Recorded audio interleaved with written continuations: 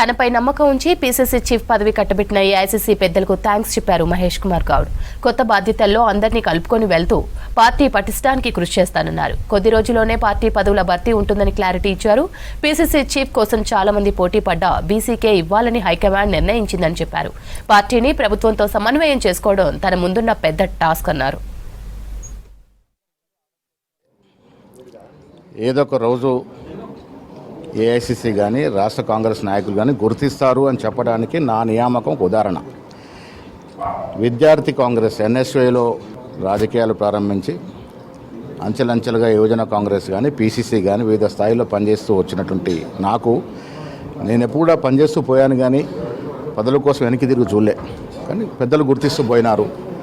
దాదాపు 35 ఏళ్ళు పట్టింది నాకు ఎమ్మెల్సీ అవ్వటానికి, అదేవిధంగా ఇవాళ పీసీసీ అధ్యక్షుడు అవ్వటానికి.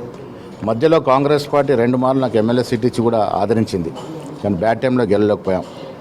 కార్యకర్త అనేవాడికి కష్టపడి పనిచేస్తే అటు ఇటు చూడకుండా సరైన గుర్తింపు వస్తుంది అని చెప్పడానికి నా నియామకం ఒక పెద్ద ఉదాహరణ అని నేను అనుకుంటా ఉన్నాను. డజన్కి పైగా పెద్దలందరూ కూడా పీసీసీ పదవిని ఆశించినారు. పీసీసీ అధ్యక్ష పదవి అనేది ఒక గొప్ప అవకాశం. ఈ అవకాశం కోసం చాలామంది ప్రయత్నించారు. అందులో అందరూ కూడా అర్హత కలిగిన వాళ్ళే, నాకన్నా సీనియర్లు కూడా ఉన్నారు.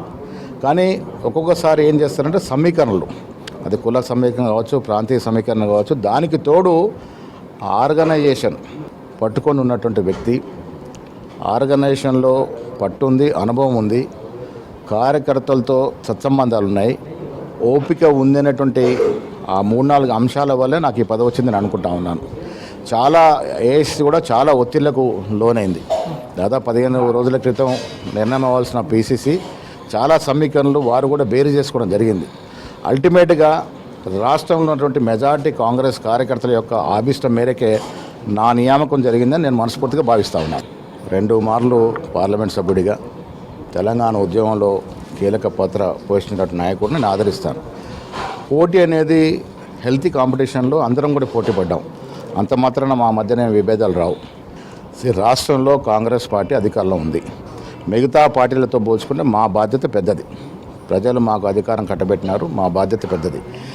రాష్ట్ర ముఖ్యమంత్రి వారి మంత్రివర్గ సహచరులు 6 నిమిషాలు కష్టపడుతూ మేము ఇచ్చినటువంటి 6 గ్యారెంటీలతో పాటు మేము ఇచ్చిన ప్రతి వాగ్దానంలోని అంశాలని పూరించేందుకు ప్రయత్నం చేస్తూ ఉన్నారు. పార్టీ పెద్దగా ఈ కార్యక్రమాన్ని ప్రజలకు తీసుకెళ్లడం, పార్టీకి ప్రభుత్వానికి మధ్య వారధిగా ఉండడం, కార్యకర్తలు ముఖ్యంగా పార్టీ ముఖ్యమైన నమ్మే వ్యక్తులు నేను ఒకడిని. సో పార్టీ నిర్మాణం అనేది కూడా చాలా ఇంపార్టెంట్. ఇప్పుడు కార్యకర్తల యొక్క ఆవిష్టం, కార్యకర్తల యొక్క కోరికల్ని వారు ఏ విధంగా ఆలోచిస్తూ ఉన్నారు, ఏ విధంగా ముందుకు పోవాలనుకుంటా ఉన్నారు, ఆ కోరికలను క్రోడీకరించి పెద్దలకు తెలియజేయడం నా బాధ్యత. ఈ పదవికి చక్కటి న్యాయం చేస్తూ అనునిత్యం కార్యకర్తలతో మమ్మేమవుతూ ప్రభుత్వానికి పార్టీకి మధ్య వారధిగా ఉంటూ ఈ రాష్ట్రంలో ఇంకా ఈ పార్టీని బలోపేతం చేస్తూ వచ్చే ఎన్నికల్లో ఇంతకన్నా ఎక్కువ మెజారిటీతో సీట్లు గెలుచుకొని అధికారులు రావాలనేది మా కోరిక. అదేవిధంగా రాహుల్ గాంధీ గారిని ప్రధానమంత్రిగా చూడాలన్నది మా ఆశ.